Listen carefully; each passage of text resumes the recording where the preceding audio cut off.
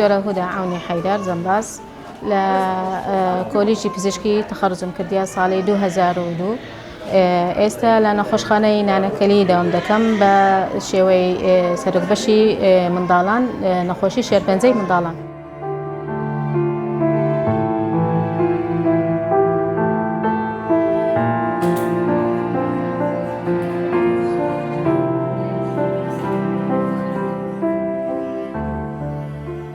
ئەمن لە ساڵی 2005 ئیدی ئەو خەستەخانەی نانەکەلی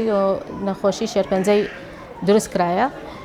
کە منداڵان دێن چارەسەری کیمیاوی لێرە وەردەگرن. یەک بەخۆم ساڵی 2006 بە شێوەی مقیم ئەقدەم هاتم لێرە داوام کردیا ئەو وەختە 4 مانگ بوو داوامان. دیدی نەخۆشەکانمان لێ دیت و فەحسی پشتمان لۆ دەکرد و عیلاجەکانمان لۆ دەنووسی. پاشان ساڵی 2008 هاتم کە لە دیراسات بووم لە پسپۆری منداڵان هاتم لێرە نەخۆشەکانمان دەدیت و بەڕێوان دەکرد و لەگەر دکتۆرەکانی ئەخسائیەکان.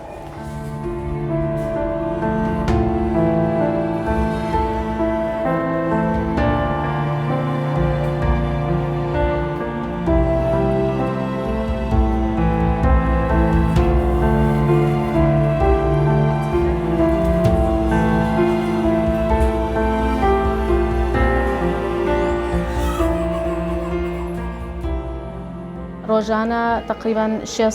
نەخۆشی دەبینین. ئەو 6 نەخۆشە هەندێکیان نەخۆشی نوێنە تەشخیص کراینە و هەندێکیان دێنەوە سەردان دەکەن لەبەرەوەی کەمبوونی خین و مادەی ئاسن دێنەوە. هەندێک نەخۆش هەیە بەردەوامە لە عیلاجە و هەندێک نەخۆشش دێن بەس لەوەی کە ڕەئیمەی وەرگرن لە چارەسەرەکەی احتیمالە لە جێشکە وەردەگرن چارەسەرەکە. نەخۆش دێتن بە شێوەی تازە تەشخیص کرایە منداڵە لەگەر دایک و باب دێتن دەبینی خزم و کەسیش دەوروبەری دێتن لەگەریت باپیرە داپیرە مامە یەکەم جار کەوان لەوێ شکیان لێکرایە کە نەخۆشەکە احتیمالی پەیوەندی بە شێرپەنجەی هەبیتن ئەمە لێرە وەری دەگرین چارەسەری دەکەین و نەرێنە فەحوساتی منداڵەکەی فەحز دەکەین. پاشان زۆر بە منداڵەکان بێتاقەت دەبن داخلیان دەکەین و چارەسەرەکە و فەحسی خین دەکەین دوای فەحسی پشتیان لۆ دەکرێتن بە جیهازیە بە ئامێری پێشکەوتوو کە دیاری جۆرەی نەخۆشیەکەی دەکاتن. نەخۆشخانەی نانەکەلی تایبەتە بە چارەسەری نەخۆشیەکانی شێرپەنجە بە هەموو جۆرەکانیەوە بۆ نمونە شێرپەنجەی منداڵان هەم شێرپەنجەی خوێن هەم شێرپەنجەی گرێیەکان نەخۆشی شێرپەنجەکانی خوێن و ناشێرپەنجەیەکانی خوێن لە هەموو پارێزگای هەولێر لەگەر نەخۆشیە شێرپەنجە گرێیەکان وەک شێرپەنجەی قۆڵۆنە و سینگە و هەتا دوایی ئەو سێ بەشە سەرەکیەمان هەیە لە خزمەت دانیشتوانی پارێزگای هەولێردایە جگە لەوەش 120 بۆ 30 نەخۆشەکانیشمان لە دەرەوەی پارێزگای هەولێرن و بگرە لە دەرەوەی هەرێمی کوردستانیشن. نەخۆشخانەی نانەکەلی ئەرچی سەرێکی خزمەتکردنی ئەم نەخۆشانەیە.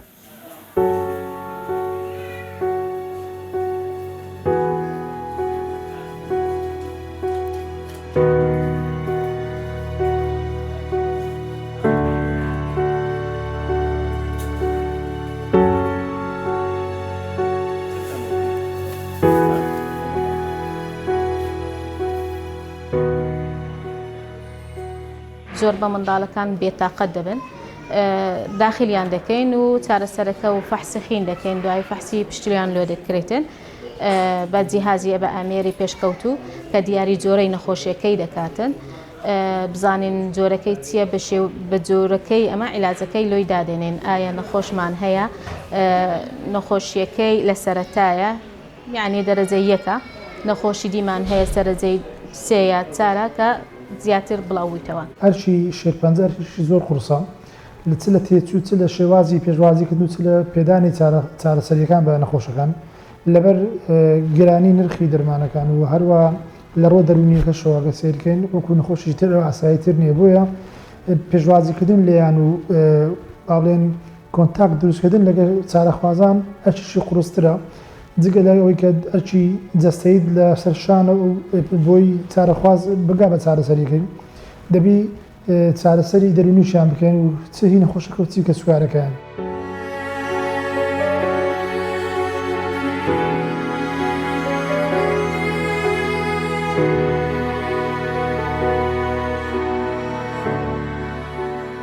ئیشەکەمان زۆر زەحمەت دەبیندرێتن بەس چارەسەرەکەی کە دەبینین نەخۆشێک چاب و ئیسیفادەی لێکردیا دڵخۆشیەکی زۆر دێتە دڵمان بە هەموو لایەن نەخۆشێکش کە وەزعی لاک دەبیتن زۆر ناڕەحەتی حەز دەکەین ڕاستێکە دکتۆرەکان بە 24 سەعاتی حازرن یعنی حتا ئەگەر ئەوەش بیتن خەفارەیان هەیە یەک بەخۆم پێم سەفەرکش پێم ناکرێتن لەبەرەوەی دەبی ئەو منداڵانەی بە بەردەوامی متابعەیان بکەم. ڕۆلی کارگێڕی و ڕۆلی ئەو پزیشک و کارمەندانەی کەوا لە نەخۆشخانەی نانەکەری کار دەکەن ئەرچیان زۆر قورسە بەڵام بە خۆشحالیەوە تاوەکو ئێستاکە کارەکەیان زۆر بە شێوەیەکی ڕێکوپێک ئەنجامدایە و زۆربەی زۆریان دەتوانین بڵێن هەمویان بە پزیشک و کارمەندەکان نەخۆش وەکو کەس و کاری خۆیان سیر دەکەن. ئەرچی کارمەندانی نەخۆشخانەی نانەکەلی بە پزیشک و پەرستار و گشت چینەکانیترۆ گەلێک قورسە خۆی دەگریتەوە لەوەی یەکەم لە پێشوازی نەخۆش بە باشترین شێوە دەستگرتنی و دانانی پێدانی دڵنیایی کە سەرباری قورسی نەخۆشیەکە بەڵام ڕێگەی چارەسەرکردن هەیە و هەڵی سەرکەوتن زۆرە ئەمەیان دومیان خودی چارەسەریەکان کە چارەسەری کیمیاوی بەهێزن و چارەسەری بایۆلۆجی و چارەسەری نوێنە کە تازە هاتنەوە ئاراوە ئەم چارەسەریانە پێویستی بە وردەکاری زۆرە لە ڕێگەی پێدان لە ماوەی پێدان لە تەسەلسولی پێدانەکان ئەم دەرمانە دوای ئەم دەرمانە.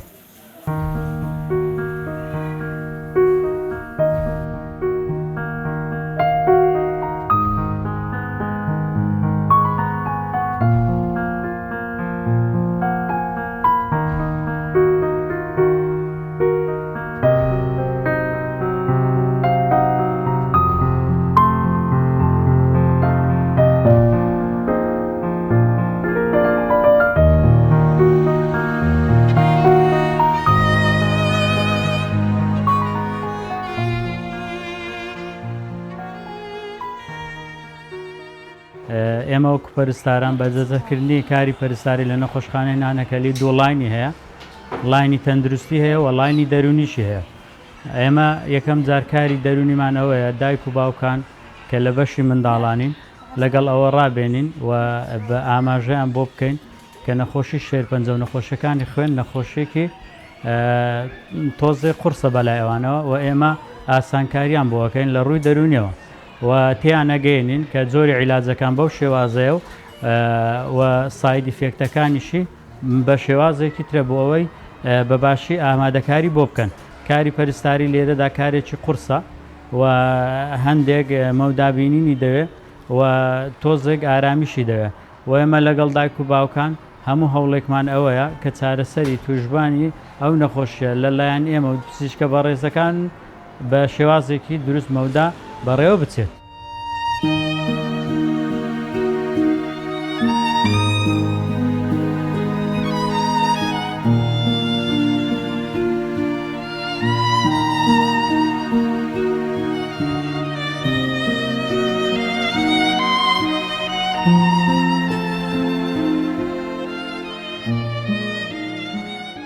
بە خۆشحاڵیەوە ڕۆژانە خزمەتی نزیکەی 50 لە منداڵانی توشببووی نەخۆشی شێرپەنجە دەکەین هەرچەندە ئەرکەکەمان قورسە لەبەر ئەوەی ئیشکردن لەگەڵ منداڵان بەڵام هەوڵماندایە بە هەموو نەوعە کە بتوانین کۆنتترۆلی خۆمان بکەین و کۆنتترۆلی منداڵەکان و خانەوادەکانیان بکەین لە بۆ ئەوەی نەترسن. بۆ نمونە لە ئێستادا نەخۆشێک لای ئێمە چارەسەری وەردەگرێت ئەو دەرمانەی پێی دەدرێت نرخەکەی سەر و 70,000 دلار دەبێت لە ماوەی 28 ڕۆژ بدرێت بە شێوەیەکی بەردەوام واتە ئەو نەخۆشە داخل کراوە لە ڕەدهەی تایبەت نرسی تایبەتی 24 کاتژمێری بۆ دابین کراوە لە فول ئایزۆلیشنە نابێت کەسی نەشیا و نەسەردانی بکانە هاموشۆی بکاتن ئەمە شەر لە بەر سەرکەوتنی چارەسەرێکە و لە بەر پاراستنی گیانی نەخۆشەکە ئیتر ئەو نەخۆشە بۆ 24 سعات بۆ ماوەی 28 ڕۆژ ئەو دەرمانە دەبی بە شێوەیەکی بەلەسەرخۆ بە نەرمی بچێتە ناو لەشی نەخۆشەوە و ئەمە شەر بە مەبستی ڕزگارکردنی جانی ئەو نەخۆشە ئازیزە. ژینگەیەکی منداڵانە لە بۆیان دروستکرایە ژینگەیەکی وا دروستکرایە کە ئەو منداڵە ترسی نەبی و هان بدرێتن کەوا چارەسەرەکان وەربگریتن و ژینگەیەکی وا هەیە لە بۆ دایک و باوکەکان پێشەری کۆمەڵایەتی هەیە بۆ ئەوی هانیان بداتن معنەویاتیان بەرز بکرێتەوە چارەسەرەکەیان بە شێوەیەکی باشتر بەرەو پێش بڕواتن و پزیشک و کارمەندەکانیش وەکو باسمان کرد یعنی وەکو کەس و کاری نەخۆشەکان کاریانی لەگەڵ دەکەن.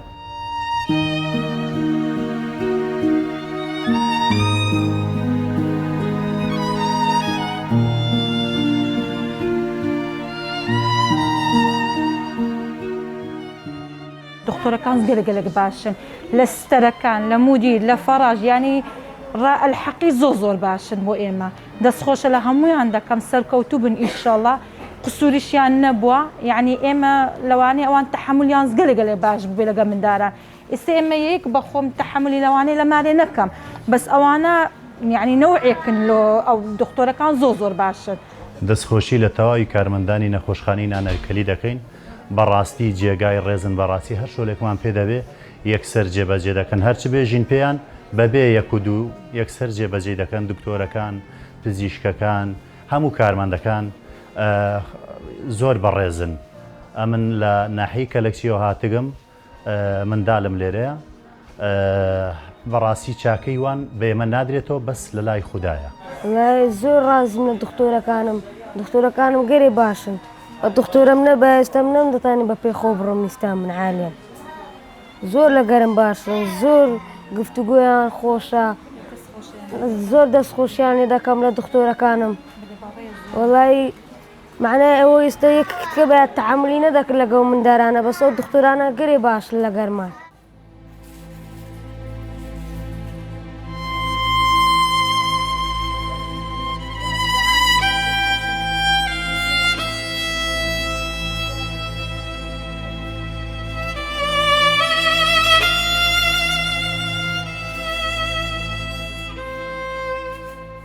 ڕۆژانە بە شێوازی 24 کاتژمێری لە پێشوازی چارەخوازەکانی خۆمانداین بە لیشاوێک لە پزیشک و کارمەند کە ژمارەی کارمەند و پزیشکە هەمیشەیەکانمان 160 کەسن و هەروە 150 کارمەندی خۆبەخش کە پێک بێن لە کارمەندی تەندروستی و پزیشک و تەنانەت مهندس و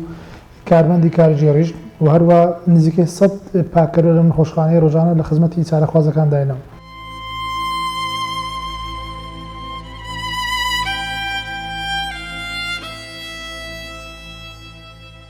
پزیشک و کارمەندەکانی ئەم نەخۆشخانەی نانەکەلی وەکو خۆبەخشێک کار دەکەن شەو و ڕۆژ شەو نخۆنی دەکەن بۆ خزمەتکردنی ئەو نەخۆشانە وەکو سەربازێکی ونوان لەو نەخۆشخانەیە لە خزمەتکردنی نەخۆش وەکو باسمان کرد وەکو پزیشک کارمەندانی نەخۆشخانە و تەنانەت بەڕاستی ژمارەیەکی زۆری خۆبەخشمان هەیە لێرە کارمەندی پزیشکی و کارمەندی تر لەو نەخۆشخانەیە کە کار دەکەن ناکرێ ڕۆلی وانیش لەبیر بکرێتن چونکە ئێرە ڕۆلی کۆمەلگا بە شێوەیەکی گشتی تێدایە وەکو باسمان کرد چ پزیشک چ کارمەند چ ئەو خۆبەخشانە بۆیە بە دڵنیاییەوە دەتوانین پێناسەیان بکەین کەوا وەکو سەربازێکی ون کار دەکەن بۆ خزمەتکردنی ئەو نەخۆشانە.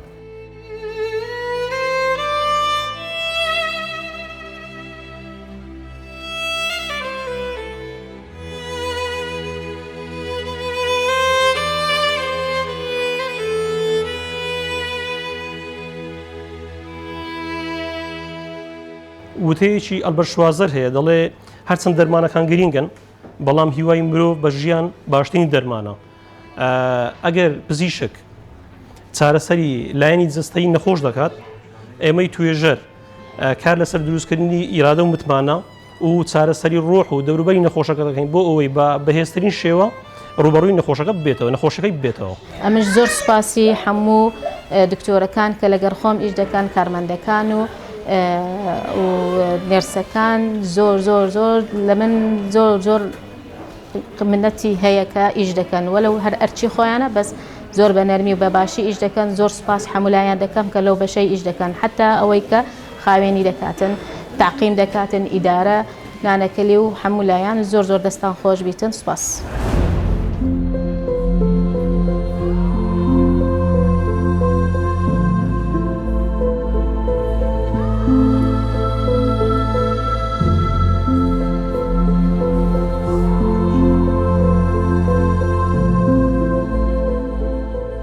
ئەمە دیاری بەرنامەی سەربازی وونە لە کوردستان 24 پێشکەشە بە گشت پزیشکان و کارمەندانی نەخۆشخانەی نانەکەلی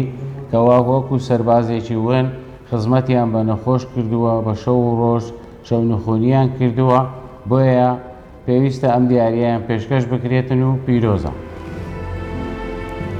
دەستخۆش زۆر سپاس پیرۆزن سپاس.